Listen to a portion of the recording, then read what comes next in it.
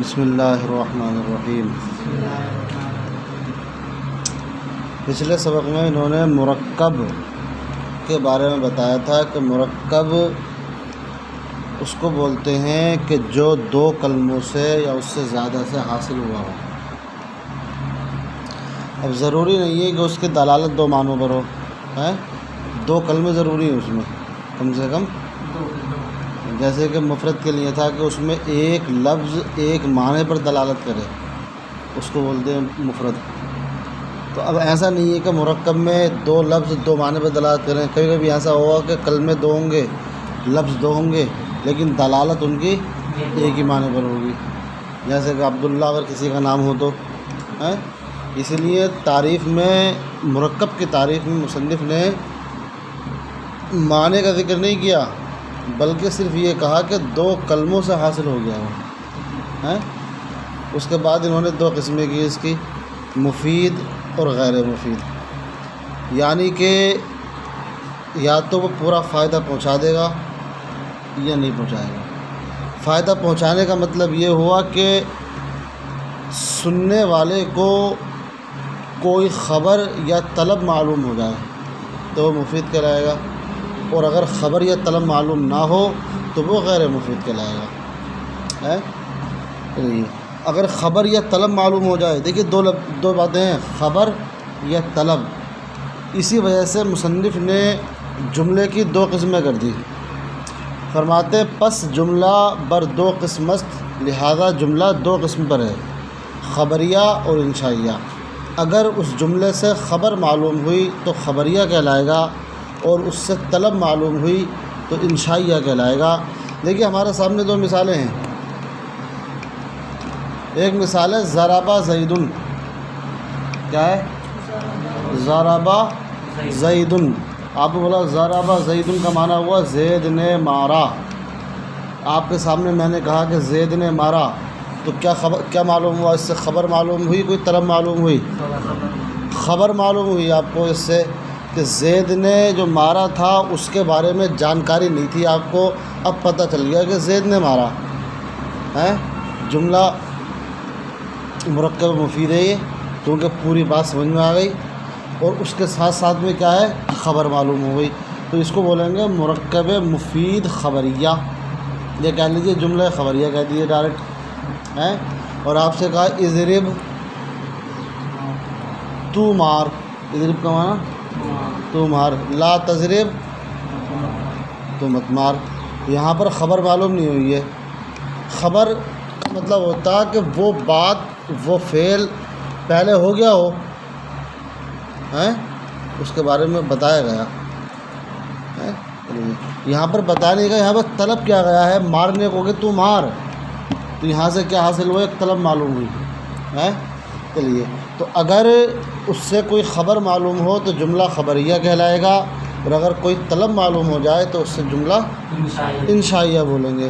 دراصل انشاء کے معنی آتے ہیں کسی چیز کو وجود میں لانا جو پہلے سے موجود نہ ہو، کسے کہتے ہیں انشاء؟ ایسی چیز کو وجود میں لانا، ظاہر کرنا جو پہلے سے موجود نہ ہو۔ اب دیکھیے اضرب تو مار پہلے سے ذہن میں نہیں تھا، ایک ایسی چیز وجود میں لائی گئی، اس کو طلب کیا ہے کہ تو مار، سمجھ میں آ رہی ہے؟ اس کا معنی کیا ہے اضرب کا؟ اضرب کا معنی ہے اطلب منکا الضربہ، میں تجھ سے مارنے کو طلب کرتا ہوں۔ وجود، لفظ ضرب جو ہے نا اس کو وجود میں لایا گیا، سمجھ میں آ رہی ہے؟ اس لیے اس کو انشائیہ کہتے ہیں۔ اب دیکھیے مصنف تعریف کر رہے ہیں جملے خبریہ کی کسے کہتے ہیں۔ جان لو بدا کے جملہ خبریہ آست، جملہ خبریہ وہ ہے کہ قائل شرح بصدق و کذب صفت تواں کرد، یہ تعریف ہو گئی اس کی، آگے سمجھ میں؟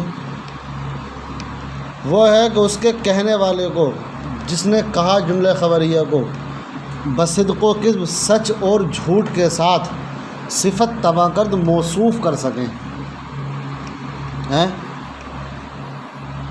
ضربہ زید، زید نے اگر حقیقت میں مارا تو زید تو کہنے والا کیا کہلائے گا؟ سچا کہلائے گا نا، اگر حقیقت میں ایسا ہوا تو۔ اور اگر زید نے مارا نہیں تھا، میں کہہ دیا زید نے مارا، تو کیا ہوگا پھر؟ جھوٹ ہو جائے گا۔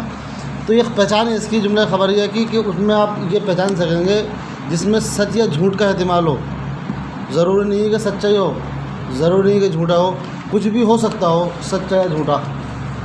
اور آپ سے کہا کہ صاحب پانی لے آؤ، تو اس میں ہو سچ یا جھوٹ کا احتمال۔ آپ سے کہا ادھر، تو آپ کہو گے کہ اس کا کہنے والا سچا ہے، اس کا کہنے والا جھوٹا ہے؟ نہیں کہہ سکتے نا، وہاں تو خبر کی بات ہی نہیں ہے، وہاں تو طلب کیا ہے آپ سے کہ مارو تم ہیں، تو وہاں پہ آپ یہ نہیں کہو یار تم جھوٹ بول رہے ہو، یہ نہیں کہہ سکتے آپ ہیں، یا تم سچ ہو اپنی بات میں، نہیں کہہ سکتے۔ لیکن جب آپ نے کہا ضرب زیدن تو وہاں پر احتمال دونوں ہیں۔ آسان سی بات ہے۔ کہہ رہے وہ ہے کہ اس کے کہنے والے کو سچ یا جھوٹ سے موصوف کیا جا سکے۔ کہہ رہے ہیں وہاں پر دو نوعست، اور اس کی بھی دو قسمیں ہوتی ہیں۔ اس کی کتنی قسمیں ہوتی ہیں؟ جملہ خبریہ کی بھی دو قسمیں ہوتی ہیں۔ دیکھیے، جملے کے لیے دو چیزوں کا ہونا ضروری ہوتا، مسند اور مسند الیہ کا ہونا۔ آگے بتائیں گے اس میں کہے گا مسند کا مسند الیہ کا ہونا۔ مسند کے بارے میں پڑھا ہوگا آپ نے فیض الادب میں، اور مسند الیہ کے بارے میں۔ مسند الیہ کسے کہتے ہیں؟ جس کی طرف ثابت کیا جائے کوئی حکم یا کوئی چیز، جس کی طرف ثابت کی جائے، جس کے لیے ثابت کیا جائے یا جس پر ثابت کی جائے، وہ کیا کہلاتی ہے؟ مسند الیہ۔ اور جس سے ثابت کیا جائے وہ مسند کہلاتا ہے۔ جیسے کہ پڑھی گئی کتاب، تو کتاب کے لیے ثابت کیا گیا پڑھنا، مسند الیہ کتاب، اور پڑھی گئی مسند۔ زید کھڑا ہے کیونکہ زید کے لیے ثابت کیا گیا کھڑا ہونا، اور کھڑا جو ہے مسند۔ مسند الیہ جو ہوتا وہ اسم بھی ہوتا فعل بھی ہوتا۔ مسند الیہ اسم فعل نہیں ہوتا۔ مسند الیہ جو ہوتا وہ کیا ہوتا؟ ہمیشہ اسم ہوتا۔ کیا ہوتا؟ اسم ہوتا ہمیشہ۔ کون؟ مسند الیہ ہمیشہ کیا ہوتا؟ اسم۔ اور مسند جو ہوتا وہ فعل بھی ہو جاتا ہے اور اسم بھی بن سکتا ہے۔ مسند فعل بھی ہو سکتا ہے اور اسم بھی ہو سکتا ہے، اور مسند الیہ ہمیشہ اسم ہوگا۔ اب بات سمجھ میں آ گئی کہ اگر جملے کی ابتدا فعل سے ہوئی ہو، جملہ فعلیہ کہلائے گا، اس کی ابتدا اسم سے ہوئی ہے، جملہ اسمیہ کہلائے گا۔ اب حرف جو ہوتا ہے وہ جملے کے لیے ضروری نہیں ہوتا، تو اب جملہ حرفیہ نہیں کہلائے گا۔ حالانکہ عقل تو یہ کہہ رہی ہے کہ جب کلمے کی تین قسمیں ہیں، اسم فعل حرف، تو جملے کی تین قسم ہونی چاہیے، جملہ اسمیہ، جملہ فعلیہ اور جملہ حرفیہ۔ جملہ حرفیہ نہیں آئے گا کیونکہ جملے کے لیے دو چیزیں ضروری ہوتی ہیں، مسند الیہ اور مسند کا ہونا۔ اب مسند الیہ صرف اسم ہوتا ہے، اور مسند الیہ اسم ہوتا ہے خالی، مسند فعل اور اسم دونوں ہوتا، حرف نہ مسند ہوتا ہے اور نہ مسند الیہ ہوتا ہے۔ اب ایک بات یہ ہے کہ ہم یہ کیسے پہچانیں گے کہ یہ مسند الیہ جو ہے یہاں پر یہ جملہ اسمیہ میں آیا ہے یا مسند الیہ یہاں پر جملہ فعلیہ میں آیا ہے؟ یہ کیسے پہچانیں گے آپ؟ کیونکہ جملہ اسمیہ میں ہو یا جملہ فعلیہ میں ہو، دونوں صورتوں میں تعریف تو ایک ہی رہے گی نا مسند الیہ کی، کہ جس کے لیے ثابت کیا جائے، اور مسند چاہے وہ اسم ہو یا فعل ہو وہ بھی وہی رہے گا کہ جس سے ثابت کیا جائے۔ تو آپ یہ کیسے پہچان لیں گے آپ کہ یہاں پر یہ بھی جملہ فعلیہ ہے، جملہ اسمیہ ہے؟ یہ بات آپ کیسے پہچانیں گے؟ سمجھ میں آ رہی ہے نہیں آ رہی ہے؟ تو سیدھی سادھی پہچان ہے اس کی کہ اگر مسند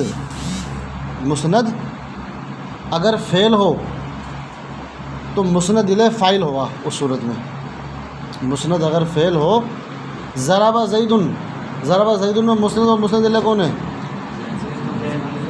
زید مسند الیہ، ضرب مسند، تو مسند یہاں پر کیا فعل ہے؟ اس میں فعل ہے نا، تو مسند الیہ کیا بن جائے گا؟ فاعل۔ جب مسند الیہ فاعل بنے گا تو اس صورت میں جملہ کون سا کہلائے گا؟ جملہ فعلیہ کہلائے گا۔ مسند الیہ اگر فاعل بن جائے جملہ کون سا کہلائے گا؟ فعلیہ کہلائے گا۔ زید قائم میں مسند، تو یہاں پر مسند کیا ہے؟ اسم، قائم الاسم ہے نا، تو مسند یہاں پر اسم ہے۔ جب مسند اسم ہوگا تو مسند الیہ کیا کہلائے گا؟ صورت میں مبتدا کہلائے گا۔ مسند اگر اسم ہو تو مسند الیہ کیا کہلائے گا؟ مبتدا، اور مسند فعل ہو تو مسند الیہ کیا کہلائے گا؟ فائل، تو جہاں پر مسند الیہ فائل ہو جملہ فعلیہ، اور جہاں پر مسند الیہ مبتدا ہو جملہ اسمیہ، یہ وجہ ہے۔ کہہ رہے ہیں وہاں پر دونوں واسط، اور اس کی بھی دو قسم ہوتی ہے جملہ خبریہ کی۔ اول آ کے پہلا وہ گے، یہ اپنے حساب سے بتا رہے ہیں کہ جزء اولش اسم باشد کہ اس کا پہلا جز اسم ہو، اور پہلا جز اسم تبھی ہوگا جب مسند الیہ مبتدا بنے گا، تو وارا جملہ اسمیہ گویند، اور اس کو جملہ اسمیہ کہتے ہیں۔ چوں زید عالم، یعنی زید دانا است، یعنی کہ زید جاننے والا ہے۔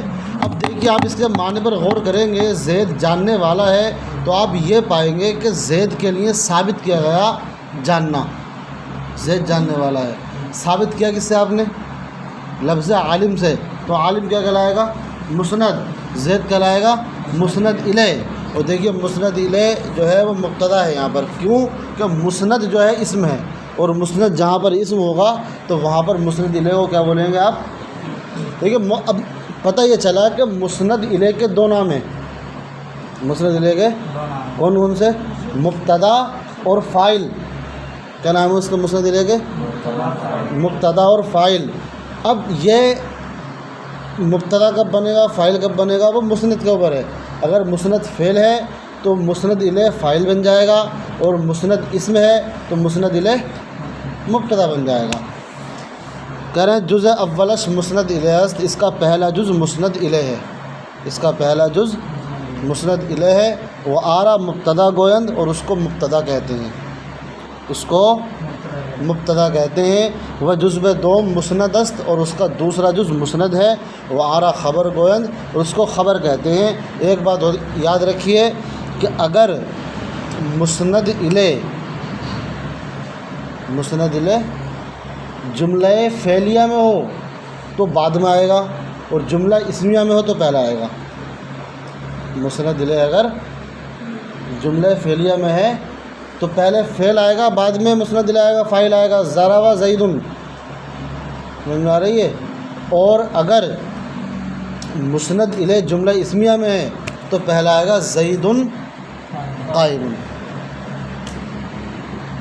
تو کہہ رہے ہیں جزء و دوم دوسری قسم آ کے وہ ہے کہ جزء اولش کہ اس کا پہلا جز فعل باشد کیا ہو؟ فعل ہو۔ وآرا جملہ فعلیہ گویند، اس کو جملہ فعلیہ کہتے ہیں۔ اور فعل کی تعریف آپ نے پڑھ لیا پیچھے کہ فعل وہ ہوتا ہے جو اپنا معنی بتانے میں دوسرے کا محتاج نہ ہو، اور اس میں زمانہ بھی پایا جائے، جیسے ضربا زید، بزد زید، یعنی کہ زید نے مارا۔ چلیے دیکھیے بات دونوں میں وہی ہے، وہاں پر زید کے لیے ثابت کیا گیا عالم ہونا، یہاں پر زید کے لیے ثابت کیا گیا مارنا۔ کیوں بات وہی ہے دونوں میں؟ کیونکہ دونوں جگہ مسند اور مسند الیہ ہے، وہاں پر بھی مسند اور مسند الیہ ہے، یہاں پر بھی مسند اور مسند الیہ ہے، لیکن مسند کی جب حالت بدلی اسم اور فعل کے اعتبار سے تو وہاں پر مسند الیہ کا نام بدل گیا۔ سمجھ میں آ رہی ہے؟ نہیں سمجھے؟ وہاں پر کیا ہے؟ نام بدل گیا۔ کہہ رہے ہیں جزء اولش مسند است، اس کا پہلا جز مسند ہے۔ دیکھیے وہاں پر جب زید عالم میں کہا تھا تو انہوں نے کیا کہا تھا کہ اس کا پہلا جز مسند الیہ ہے، لیکن یہاں پر کیا کہہ رہے ہیں؟ اس کا پہلا جز مسند ہے، کیونکہ جملہ فعلیہ ہوگا تو مسند پہلے آئے گا، مسند الیہ بعد میں آئے گا۔ جملہ اسمیہ ہوگا تو مسند الیہ پہلے آئے گا، مسند بعد میں آئے گا۔ کہہ رہے ہیں وارا فعل گویند، اور یہاں پر کیا کہیں گے؟ مسند کو فعل کہیں گے۔ وہ جزء دوم مسند الیہ است، اس کا دوسرا جز کیا مسند ہے؟ مسند الیہ ہے۔ وارا فاعل گویند، اور اس کو فاعل کہیں گے۔ آگے سمجھ میں؟ اب ایک چھوٹی سی بات بتا رہے ہیں کہ اس میں بار بار دو لفظ آئے ہیں پورے سبق میں آج کے آپ کے، مسند اور مسند الیہ، اسی کی پہچان کرنی ہے۔ اگر آپ یہ پہچان کر لیں گے تو بخوبی سمجھ میں آ جائے گا۔ اور یہ سبق آپ نے پڑھ رکھا ہے فیض الادب اول میں، یہ مسند اور مسند الیہ کے تعلق سے، اس میں چند مثالیں پیش کی انہوں نے۔ مسند کسے کہتے ہیں، مسند الیہ کسے کہتے ہیں؟ دیکھیے اس کا مسند اور مسند الیہ کے بہت سے نام ہیں، سمجھ میں آ رہی ہے؟ بہت سے نام ہیں اس کے مسند اور مسند الیہ کے، لیکن اکثر و بیشتر جو کہا جاتا ہے وہ یہ کہا جاتا ہے، کبھی کبھی اس کو مسند اور مسند الیہ کہہ لیا جاتا ہے، اسناد کی طرف نسبت کرتے ہوئے کہ صاحب ایک کی اسناد کی گئی دوسرے کی طرف، ہیں، کبھی کبھی ان کو محکوم اور محکوم علیہ کہہ لیا جاتا ہے کہ جس کی طرف جس پر نسبت کی گئی اور جس سے نسبت کی گئی. کبھی ان کو مبتدا خبر کہہ لیا جاتا ہے، کبھی ان کو فعل و فاعل کہہ لیا جاتا ہے. سمجھ میں آ رہی نہیں آ رہی؟ الگ الگ نام ہیں ان کے. اصل چیز ایک ہی ہے کہ جس پر حکم لگایا ہے آپ نے، ایک تو وہ ہو گیا، اور جس کے ذریعے حکم لگایا ہے آپ نے. سمجھ میں آ رہی نہیں آ رہی؟ کتاب نہیں ہے، کتنے لفظ ہیں؟ 2 لفظ. کتاب نہیں ہے، الکتاب جدید. اب وہاں پہ یہ دیکھنا ہے کہ حکم کس سے لگایا، کس پر لگایا حکم. جب آپ غور و فکر کریں گے تو حکم کس کے ذریعے لگایا؟ جدید کے ذریعے حکم لگایا گیا کتاب کے اوپر. کتاب نہیں ہے، کتاب کے لیے ثابت کیا آپ نے، اور ثابت کیا کس سے؟ جدید سے. تو جس سے ثابت کیا، جس سے حکم لگایا مسند، اور جس پر لگایا یا جس کے لیے ثابت کیا مسند لے. اب اس کو حکم کہہ لو، کرے بدا کے جان لو کہ مسند حکم است. مسند کیا ہے؟ ایک حکم ہے. حالانکہ حکم جو ہوتا ہے وہ عربی زبان میں کئی معنوں میں استعمال ہوتا ہے. ایک استعمال ہوتا ہے محکوم بہی کے قائم ہے، محکوم بہی کے لیے استعمال ہوتا ہے. محکوم بہی کا مطلب کیا ہو گیا؟ جس کے ذریعے حکم لگایا. کتاب نہیں ہے تو کتاب نئی ہے میں نئی کے ذریعے حکم لگایا آپ نے کتاب پر، تو اس میں محکوم بہی کون ہے؟ نئی. اور محکوم علیہ کون ہے؟ کتاب. یعنی تو مسند محکوم بہی اور مسند علیہ محکوم علیہ. سیدھی بات ہے، جس کے ذریعے کریں گے کام، جس کے ذریعے خبر دی ہے آپ نے خبر دی زید کھڑا ہے، تو زید کے بارے میں خبر دی، اور خبر دی کس سے؟ کھڑا ہونے سے. تو جس کے بارے میں دیے مسند علیہ، اور جس سے دیے مسند. تو جو مسند ہوتا ہے وہی محکوم بھی ہوتا. سمجھ میں آ رہی ہے؟ کہہ رہے ہیں جان لو کہ مسند حکم ہے. حکم کا معنی کیا؟ محکوم بھی. کیا معنی ہے اس کا؟ جس کے ذریعے حکم لگایا. اور مسند الیہ آنچے وہ ہے کہ برو حکم کند، جس پر حکم لگائیں، جس کے اوپر آپ نے حکم لگا دیا وہ کیا ہے؟ مسند الیہ. دھوپ تیز ہے، دھوپ، تو آپ نے دھوپ پر حکم لگایا کائے کا تیز ہونے کا، تو دھوپ کیا ہے؟ مسند الیہ. اور لگایا کس سے؟ مسند. اب اس کو آپ یہ کہہ سکتے ہیں کہ دھوپ جو ہے وہ محکوم علیہ اور تیز محکوم بھی. کہہ رہے ہیں جان لو کہ مسند حکم ہے اور مسند الیہ وہ ہے جس پر حکم لگائیں. اب وہ بتانا چاہ رہے ہیں کہ اسم جو ہوتا مسند اور مسند الیہ توانت بود دونوں ہو سکتا ہے. اسم مسند بھی ہو جاتا ہے اور مسند الیہ بھی ہو جاتا ہے. دیکھیے زید قائم 2 مثالیں ہیں. زید مبتدا قائم خبر، زید مسند الیہ قائم مسند. دیکھیے زید بھی اس میں، قائم بھی اس میں، تو مسند بھی ہے مسند الیہ بھی ہے. تو کہہ رہے ہیں فعل مسند باشد. فعل کیا ہوتا ہے؟ صرف مسند ہوتا، مسند الیہ نہیں ہوتا ہے. اور ایک تیسرا اور ہے حرف. نہ مسند باشد نہ مسند الیہ. نہ مسند ہوتا ہے نہ ہی مسند الیہ ہوتا ہے. جب مسند اور مسند الیہ ہوتا ہی نہیں ہے، اسی وجہ سے جملہ بنانے میں اس کا یوگدان نہیں ہوتا ہے. آ جائے تو الگ بات ہے خوبصورتی کے لیے، لیکن ضروری نہیں ہے. ضروری کیا ہے؟ مسند اور مسند الیہ ہونا ضروری ہے. اب جملہ جب ہم بنائیں گے، جملہ ہم بنائیں گے اگر، تو جملہ بنانے میں یا تو کبھی کبھی ایسا ہوگا دونوں اسم ہوں گے، کبھی کبھی کیسا ہوگا؟ دونوں اسم ہوں گے. زید قائم، ایک مسند الیہ ایک مسند. یا ایسا ہوگا کہ ایک اسم ایک فعل ہوگا. حالانکہ اس کی عقلی جو مثالیں بنتی ہیں وہ 6 بنتی ہیں. کتنی بنتی ہیں؟ کتنی بنتی ہیں؟ 6 کو بھی لاؤ ذرا. دیکھیے اس کی عقلی مثالیں بنتی ہیں 6. جب آپ نے یہ کہا کہ کلمہ 3 قسم کا ہے، اسم، فعل، حرف. کلمہ کتنی قسم کا ہے؟ 3 قسم کا. اسم ہوگا یا فعل ہوگا یا حرف ہوگا. اب کلمے کے لیے 2 جز چاہیے، یا تو وہ دونوں اسم ہوں گے، 2 ہو گئے، یا دونوں فعل ہوں گے، یہ بھی 2 ہو گئے، یا دونوں حرف ہوں گے. کتنے ہوگا؟ دو دو اور دو کتنے ہو گئے؟ صرف 6 ہو گئے. تو کم سے کم کتنے چاہیے؟ مطلب یہ کہ ایسے مان لیجیے کہ 6 طریقے سے جملہ بن سکتا ہے. مطلب یہ ہو گیا. اب اگر دونوں اسم ہوں، اسم ایک تو یہ ہو گیا، ایک ہو گیا فعل اور فعل، ایک یہ ہو گیا، اور ایک ہو گیا حرف. یہ بات آپ نے پیچھے پڑھ لی ہے کہ جملے کے لیے مسند اور مسند الیہ کا ہونا ضروری ہے. یہ 3 ہو گئے. ایک کیا ہو گیا؟ اسم اور حرف. ایک ہو گیا اسم اور فعل. ایک ہو گیا فعل اور حرف. اس طریقے سے کتنے ہو گئی؟ سب یہ 6 ہو گئی ہے. تو آپ نے جان لیا کہ جملے کے لیے مسند اور مسند الیہ کا ہونا ضروری ہے، اس کے بغیر جملہ نہیں بنے گا. اب جہاں دونوں حرف ہوں تو نہ مسند الیہ نہ مسند. یہ والی مثال جو ہو گئی ختم ہو گئی، 5 بچی. جہاں دونوں فعل ہوں تو یہاں دونوں میں مسند ہے، مسند الیہ نہیں پایا جا رہا، تو مسند کافی نہیں ہوگا جملہ بنانے کے لیے. تو یہ بھی ختم، یہ بھی ختم.